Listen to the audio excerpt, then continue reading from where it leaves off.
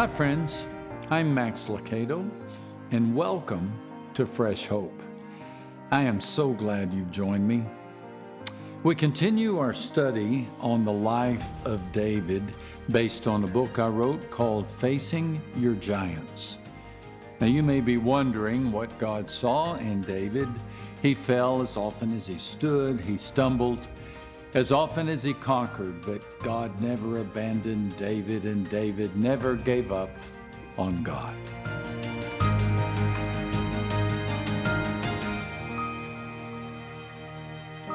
I've learned the hard way that you can climb too high in life for your own good, linger too long at the high altitudes, and two of your senses suffer.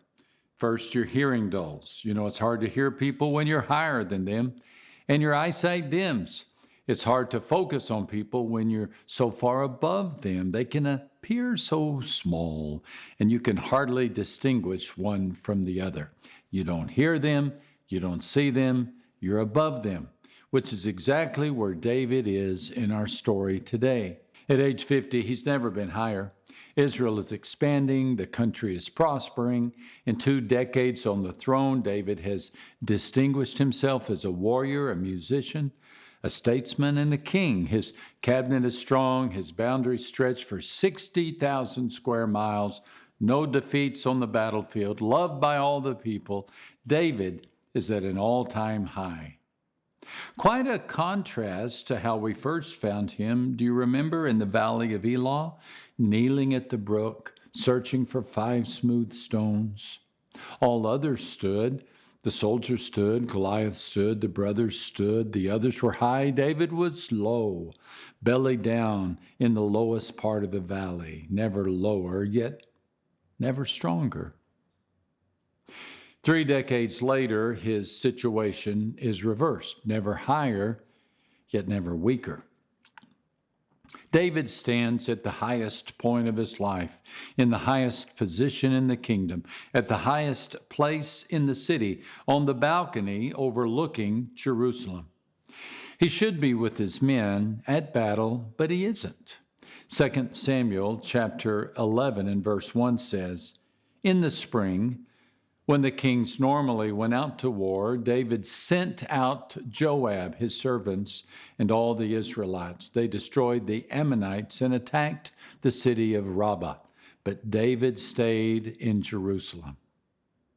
It's springtime in Jerusalem. The nights are warm. The air is sweet. David has time on his hands and love on his mind and people at his disposal. His eyes fall upon a woman as she bathes. He looks and likes what he sees, so he inquires about her. A servant returns with this information in verse 3. That woman is Bathsheba, daughter of Eliam. She is the wife of Uriah the Hittite. The servant laces his information with a warning. He gives not only the woman's name, but her marital status and the name of her husband. Why tell David she is married if not to caution him? Why give the husband's name unless David is familiar with it? Odds are David knew Uriah, and the servant hopes to dissuade the king. But the next verse describes David's first step down a greasy slope. So David sent messengers to bring Bathsheba to him. When she came to him, he had sexual relations with her. Verse 4. David sins many times in this story. He sends Joab to battle, verse 1. He sends the servant to inquire about Bathsheba, verse 3. He sends for Bathsheba to have her come to him, verse 4. When in verse 6, David learns of her pregnancy, he sends word to Joab to send Uriah back to Jerusalem. David sends him to Bathsheba to rest, but Uriah is too noble. David opts to send Uriah back to a place in the battle where he is sure to be killed. Thinking his cover-up is complete, in verse 27, David sends for Bathsheba and marries her. We don't like this sending, demanding David. We prefer the pastoring David, caring for the flock, the worshiping David, penning the Psalms. We aren't prepared for the David who has lost control, who sins as he sins. What has happened to him? Simple. Altitude sickness. He's been too high, too long. The thin air has messed with his senses. He can't hear as he used to.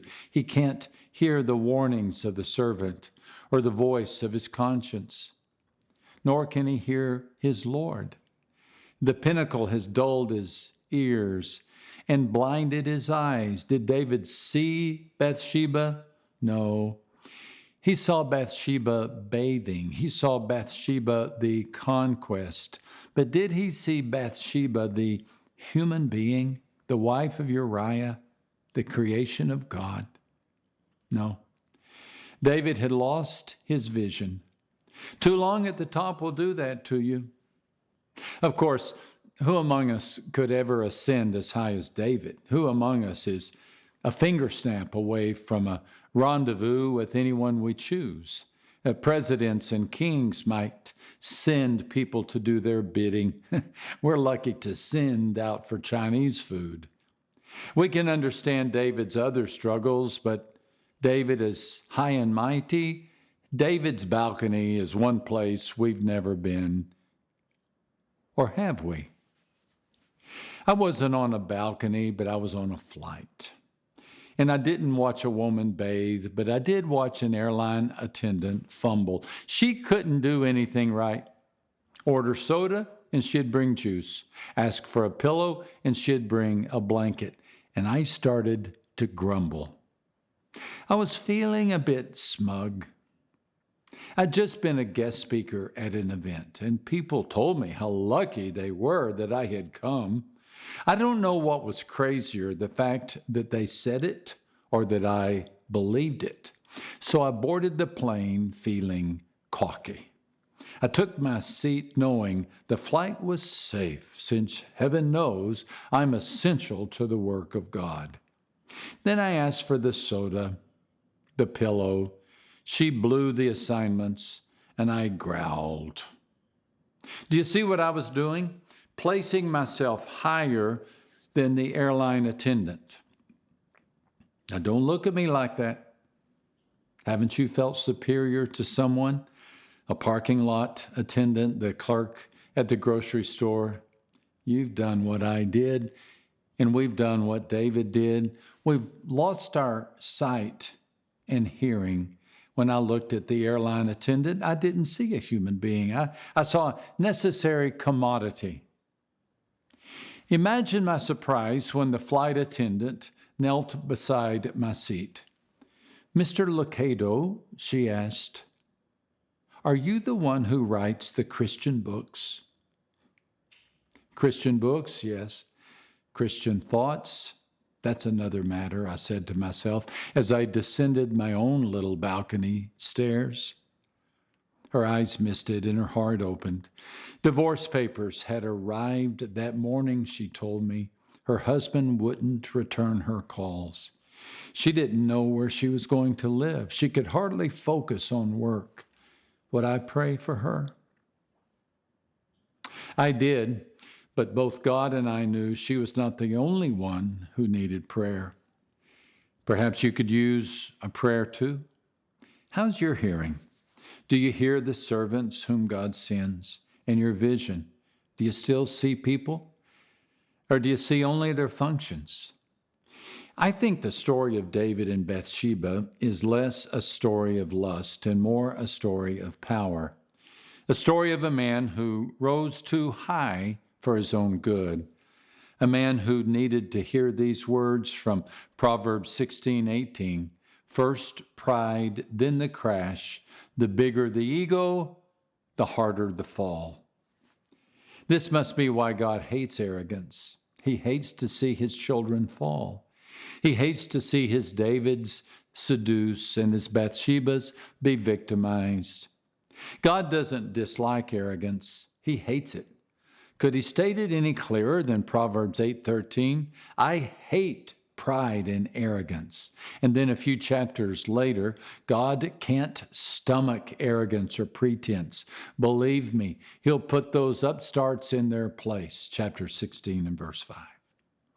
You don't want God to do that. Just ask David.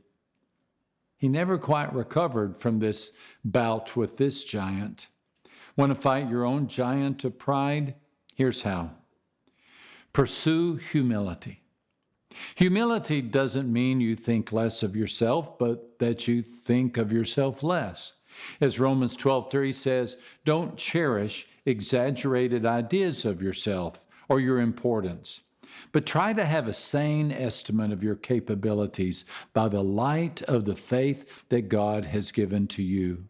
What would happen if everyone took on the role of a servant? How many marriages would be blessed? If politicians set out to serve their people more than serve themselves, would the country benefit? If churches were populated by sincere servants, how many people would hear the invitation of a lifetime? In the hallway of my memory hangs a photograph. It's a picture of two people, a man and a woman, a couple in the 7th decade of life. The man lies in the hospital bed, but the hospital bed is in the living room, not the hospital room. His body, for all practical purposes, is useless. Muscles have been so ravaged by ALS that they're stretched from bone to bone like the taut fabric on the spokes of an umbrella. He breathes through a hose attached to a hole at the base of his throat. And though his body is ineffective, his eyes are searching. They scan the room for his partner, a woman whose age is concealed by her youthful vigor. Though her hair is gray, she's vibrant and healthy in contrast to the figure lying in the bed. And she willingly goes about her task of the day, taking care of her husband. With unswerving loyalty, she does what she's been doing for the past 2 years. Not an easy assignment. She must shave him, bathe him, feed him, comb his hair, brush his teeth. She holds his hand as they sit and watch television together. She gets up in the middle of the night and suctions his lungs. She leans over and kisses his feverish face. She serves him. By the time my father took his final breath, the two had been married for over 4 decades. And on the day we buried him, I thanked my mom for modeling the spirit of Christ, quiet servanthood. Let's follow her example. Let's seek not to be served, but to serve. Resist the place of celebrity. Luke 14:10 instructs, go sit in a seat that is not important. When the host comes to you, he may say, friend, move up here to a more important place. Then all the other guests will respect you.